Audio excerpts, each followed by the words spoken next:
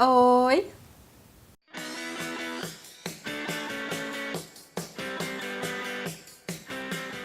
Meu nome é Vivian e seja bem-vindo ao canal Escreva-me.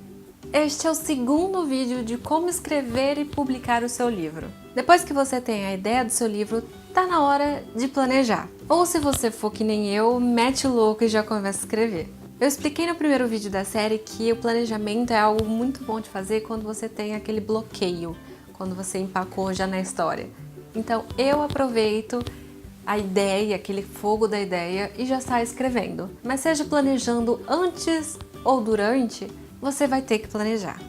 E antes que eu comece essas dicas maravilhosas, já se inscreva no canal se você ainda não foi inscrito e clique no botão gostei porque ajuda muito o YouTube a divulgar o vídeo. E mostra que vocês estão gostando da série e me incentiva a continuar, porque tem muita coisa para abordar.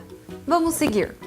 Tem uma estrutura que eu gosto muito. Você pode apenas pensar nela ou colocar no papel. Primeiro, apresente o seu personagem e o contexto. João era um fazendeiro simples que morava com sua esposa. Ele era muito feliz e morava no Reino X. Pronto, já temos o personagem principal e o contexto dele. Segundo, defina a rotina. João cuidava da plantação todos os dias e sua esposa cuidava da casa. Era uma vida pacata, mas cheia de amor. Terceiro, interrompa a rotina. Até que um dia... Um grupo de mercenários matou a esposa de João e incendiou a fazenda. Quase mataram João, mas deixaram ele viver para que ele sofresse. Quarto, uma ação gera uma reação.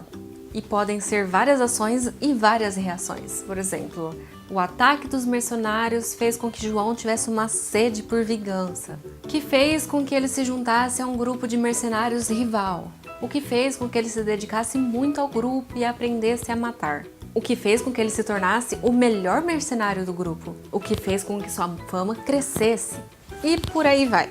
Quinto, o desfecho. É a hora de você definir se o João consegue atingir o objetivo dele ou se algo acontece e ele não consegue atingir esse objetivo. E ainda as consequências disso. É sempre importantíssimo você pensar no passado da história. Você não precisa necessariamente começar a sua história no ponto da fazenda. Você pode começar a sua história quando ele já é um mercenário famoso. Mas é importante que você conheça toda essa trajetória. Quando você conhece bem o seu personagem, você faz com que as ações dele sejam fiéis e realistas. Por exemplo, o personagem Ned Stark das Crônicas de Gelo e Fogo. Ele nunca mataria alguém envenenado, por exemplo. Não faria sentido por causa do jeito dele, do passado dele. Tudo bem o autor querer matar aquele personagem específico, mas ele vai ter que encontrar outro jeito de matar ele, porque envenenamento e Ned Stark não combinam. E caso você não saiba, o autor não fez isso, tá? Esse foi só um exemplo. Porque o Ned Stark é um personagem honrado, ele não faria algo sujo desse jeito. Durante o planejamento, você pode criar uma linha mestra. São os acontecimentos que você definiu, mas em ordem cronológica. Coloque até datas e horas se você puder. A sua linha do tempo ficará mais completa e você ainda pode conferir se a passagem do tempo está realista. Tá dando tempo de acontecer tudo o que você quer naquela passagem do tempo? Com a minha história atual, eu tracei essa linha, porque são tantos acontecimentos acontecendo em um dia só, que eu corri o risco de me perder. E aí eu comecei a não saber mais que dia da semana era, quanto tempo tinha passado depois de tal evento. A linha mestra também é boa para te lembrar de acontecimentos importantes que devem acontecer antes de outro.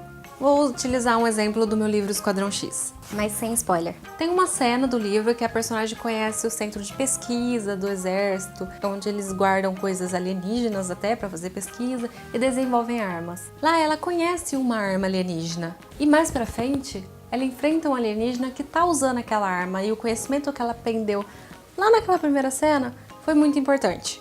Então quando você tem a linha mestra, você vai se lembrar de colocar esses detalhes importantes. O conhecimento da pessoa não vai cair do nada no colo dela. Nossa, que conveniente ela saber daquilo. Durante o planejamento, você vai ter que dar atenção à criação dos seus personagens. Crie os protagonistas, os antagonistas.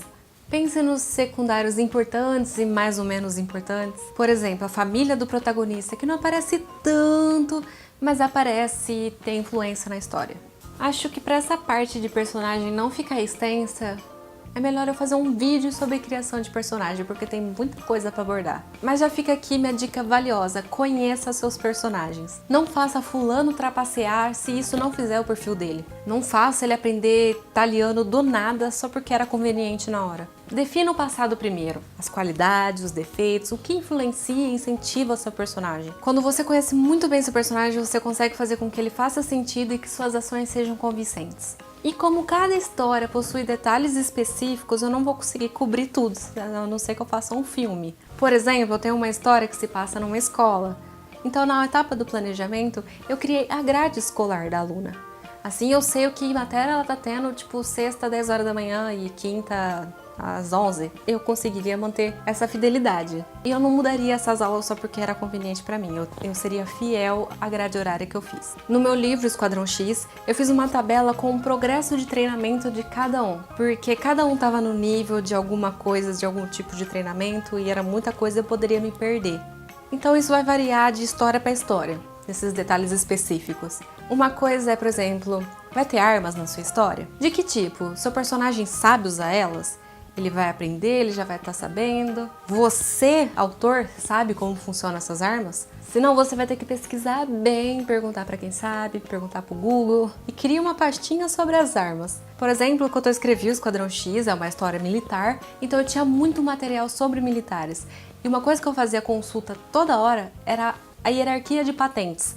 Toda hora que eu precisava falar uma patente de um personagem, eu checava a lista para ver se a autoridade dele não era maior ou menor do que tal personagem. Sua história tem muitas cidades importantes, reinos. Escreva o nome e o resumo sobre cada cidade. A história, as características, como é que é a economia desse lugar. Quem é o líder? Vai acontecer de muitos detalhes que você definir não aparecem no livro.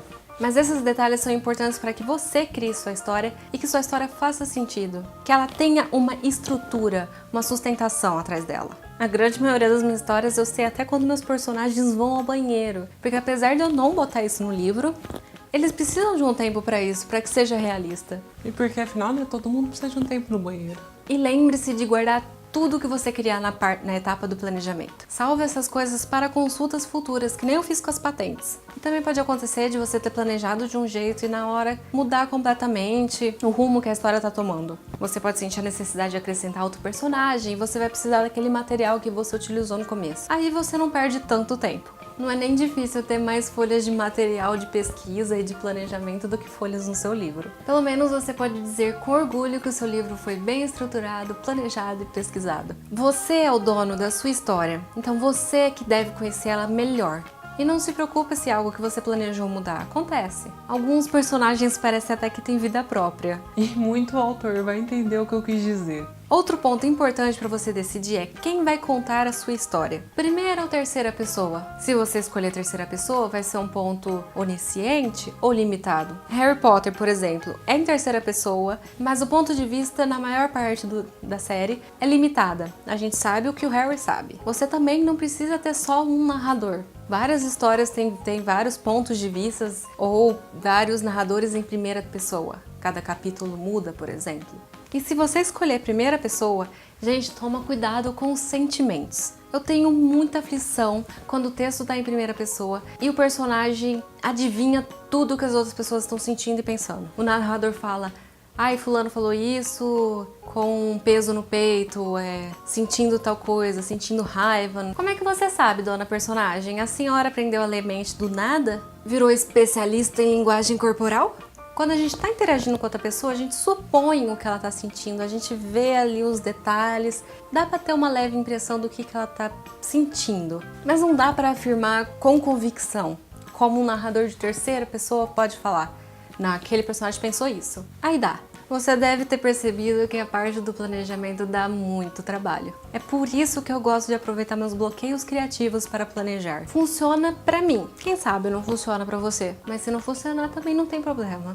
Agora você tem que ver o que funciona pra você. Como tem pontinhos específicos para abordar nesse tema de planejamento, no próximo vídeo eu vou focar na criação de personagens, eu vou dar dicas para como criar personagens para vocês. Vocês podem segui-las ou não. E, novamente, como eu sempre falo, não tenha medo de adaptar as dicas.